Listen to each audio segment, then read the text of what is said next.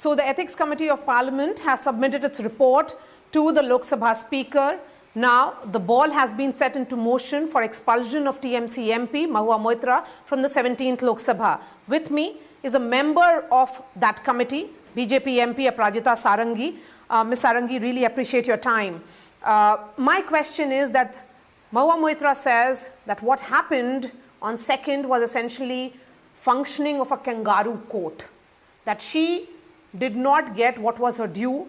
The principles of natural justice has not been followed in this entire hearing. I think all of us are aware of the expression opportunity of being heard. On 26th of October, we had met for the first time and we heard the complainants, Mr. Dehadrai and Honorable MP Nishikant Dubey. And thereafter on 2nd November, we had invited Mahua Moitra ji to come and answer the questions of the chairman and other members of the committee. And she was given opportunity of being heard. We listened to her for more than 1 hour. She kept on talking about her personal life. And thereafter, suddenly she loses her cool. And after that, whatever happened, I think the entire nation is aware of. So, and yesterday, 9th of November, was the date when the report had to be discussed. The draft report which had been put forth on the table. So, as soon as we entered the room, the chairman sat and the chairman opened the discussion saying that we would be discussing the report. There was again ruckus created by 2 honorable MPs, Mr. Danish Ali and Mr. Girdhari Yadavji. And then thereafter, there was absolutely no recourse, we had to stop. Now, what I'm trying to say is the complainants, the defendant, everybody was given opportunity of being heard, and we were patient enough to listen to Mahua Moitra ji for 1 hour, and I'll tell you, that day we were ready to sit through the entire exercise till late hours in the evening, but they were not in a mood, the opposition MPs were not in a mood to actually do so, and by 5 p.m. they got impatient and they walked out of the room creating a ruckus. Ma'am, the charge is that the nature of questions that were asked, that's what Mahua Moitra, Danish Ali, also Mr. Reddy of the Congress party, all of them who staged a walkout on 2nd say that the nature of questioning was personal in nature, almost bordering on Cheerharan. Disrobing. 2 things I would like to say.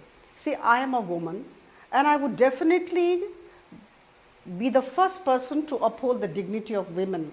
So there is no question of Draupadi ka Cheerharan. This expression was used by Sri Danish Ali ji and he instigated others to say that. Now let me tell you that the chairman was asking questions pertaining to the affidavit filed by Darshan Hiranandani. So I can say with all conviction at my command and with all responsibility that no question of the chairman was beyond the affidavit. This was a sworn affidavit, and whatever written in the affidavit, there had to be questions, and that is why she had been called. So now, were there questions in the personal space? See, not at all related to the affidavit. Now let me just be given 30 seconds. The chairperson, the chairman was candid enough to tell Mahua Moitra ji that if you don't want to answer any question, please say no to that. And even you can seek 24 hours of time to respond in writing. But she said she would like to answer then and there, and then she created a ruckus saying that the answers were personal in nature. What is personal when we talk of travel expenses?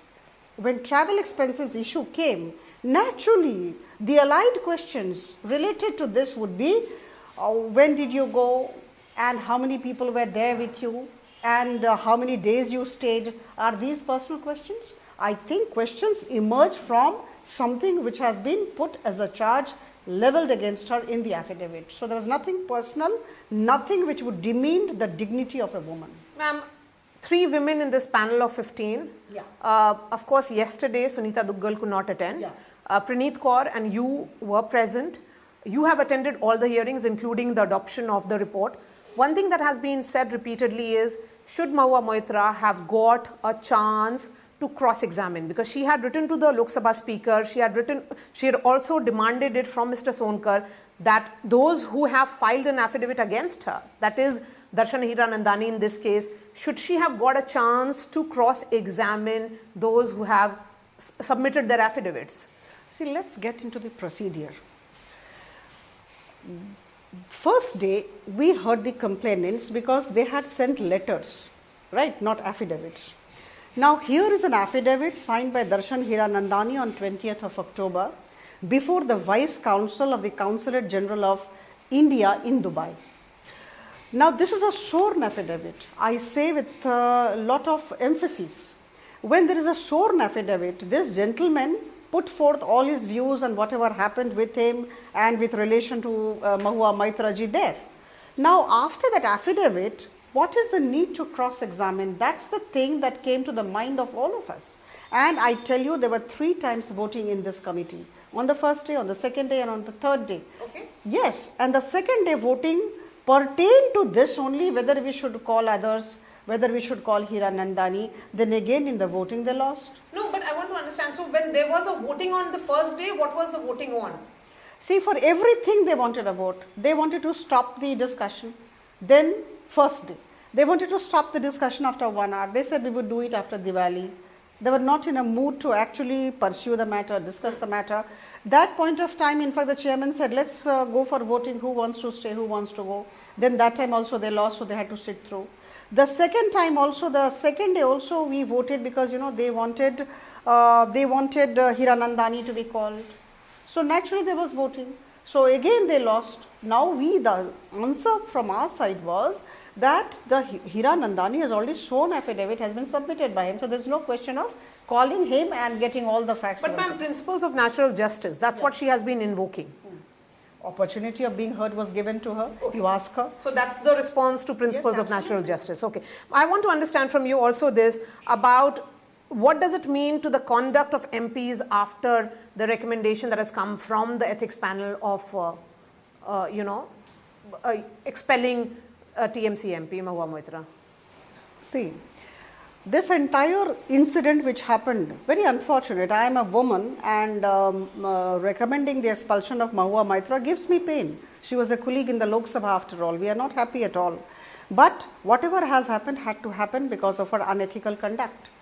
Now, let me tell you that this is a lesson for all the MPs, if I can say so. In 2005 December, there was something which had happened like this. 11 MPs had to be expelled from the Lok Sabha. And I think the then MPs must have drawn lesson. And here also, we cannot forget the fact that we are parliamentarians, we are people's representatives, we stay in glass houses. So there are certain codes of conduct to which we need to conform, we are expected to conform. The entire nation and the people of constituency are watching us. So I think, going beyond the limits of decency is not right. How do you justify a parliamentarian calling the chairman of a parliamentary standing committee Behuda and Besharam? She said that? Of course. And it is part of the record? If I have gone on record and it's part of the record, you can, I should not be divulging. I'm sure you must be having a copy of the record. Have a look. She has said this.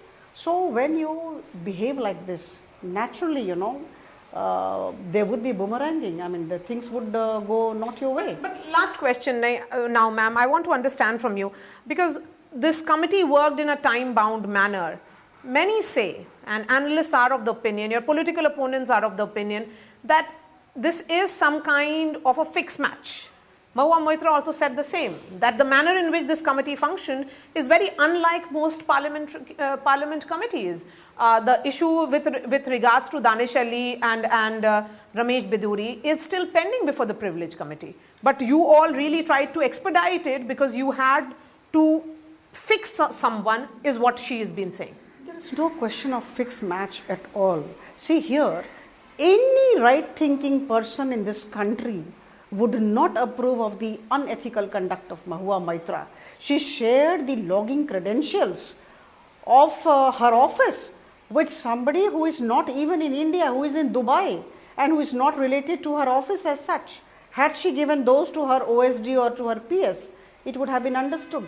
But then she gave it to somebody who was there, and 47 times he actually opened the system and he went for uploading the questions or whatever. So, you are making the entire system vulnerable to this person who, I agree, is an Indian national, but at the same time, he has residentiary rights in Dubai. And I am told, in fact, it's very much mentioned also in one of the letters of either Dehadrai or Nishikant, he has lot many friends among the foreign nationals. So, and you know, hijacking, hacking, these things, hacking is very, very ordinary phenomenon these days. But ma'am, when you're raising the question of national security. Yes, since you raised the question of national security, the counter can be that isn't it the responsibility of the IT ministry and the government to ensure that the NIC is foolproof?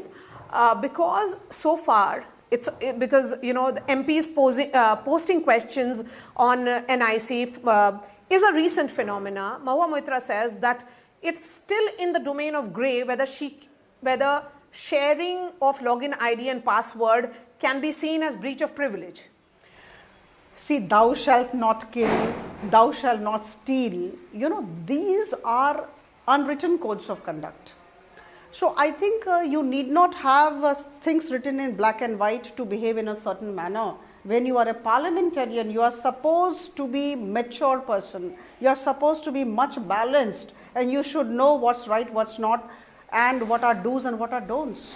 So in fact, as far as she is concerned, she is one among the 543 MPs who shared her credentials with a businessman staying in Dubai, having vested interest in India, and who did not belong to her office. So I think all the MPs, I have also shared my credentials with my PS.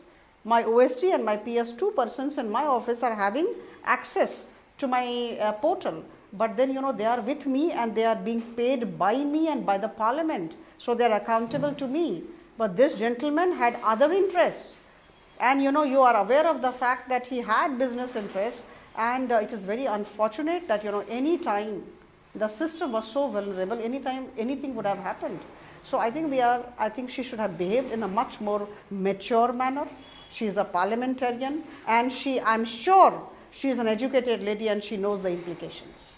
You know, I also want to understand from you that because there were 3 women in the panel when questions were being raised, did at any time you feel that the questions should have been far more cautious? Because if the MPs of opposition have staged a walkout, they may have seen some questions which were, bordering on insult or personal domain of Mahua Moitra. See, I can say with all conviction at my command, with the entire responsibility, that no question was beyond the affidavit. It was all related to the content of the affidavit, and I think the chairman was well within his right to ask such questions, 1. Number 2, see, there is a way of behaving, right? The chairman candidly said that if you don't want to answer, please say no. And I'm telling you, on the first day, Mr. Dehadrai couple of times said, I don't want to answer this question. So I think she was good enough. She would have immediately said she didn't want to answer any question, or she should have had 24 hours to respond in writing, but she did not do so. So who was pressurizing? Who was insisting that she should answer the questions? So she was at liberty to say no. So you are of the opinion that there were no personal questions asked? Not at all. Absolutely. I am a woman. I'm repeating. I reiterate, I am a woman, and it's my duty to uphold the dignity of women. And I'm a responsible parliamentarian. I know what it is. So, but then, 3 women were there, and we know what is Draupadi ka Cheerharan. So there's no Draupadi ka Cheerharan. This was all a fake narrative which had been created by Mahua Moitra and her entire group of friends on the committee. She tried to build a fake narrative. She tried to play a victim card, and she tried to mislead the nation. My last question now. What next? The report has been submitted to the Lok Sabha Speaker. What happens in terms of process? Yeah, see, there is a procedure which has been well laid down, and in fact in 2005, if you see, the procedure was very well cut out, and I'm sure that would be followed. We have sent our recommendations to Honorable Speaker, and Honorable Speaker, if he feels so, he would be going through the report, I'm sure, and if he feels so, he would be placing the matter before the Lok Sabha, and the motion will be moved by either the chairman or one of the members of the committee as it is decided. And thereafter, I think there would be some discussion in the Lok Sabha if Speaker so desires. I can only say, as a member of the Lok Sabha, that Honorable Speaker will take the appropriate decision at the appropriate time. Possibly in the upcoming winter session. I really appreciate your time. Aparajita Sarangi there, member of the Ethics Committee, is saying clearly and categorically that there was nothing in the domain of personal or some kind of Cheerharan or disrobing as was being alleged by opposition MPs and Mahua Moitra on 2nd, but she also insists that Mahua Moitra did get all the time to present her side of the story.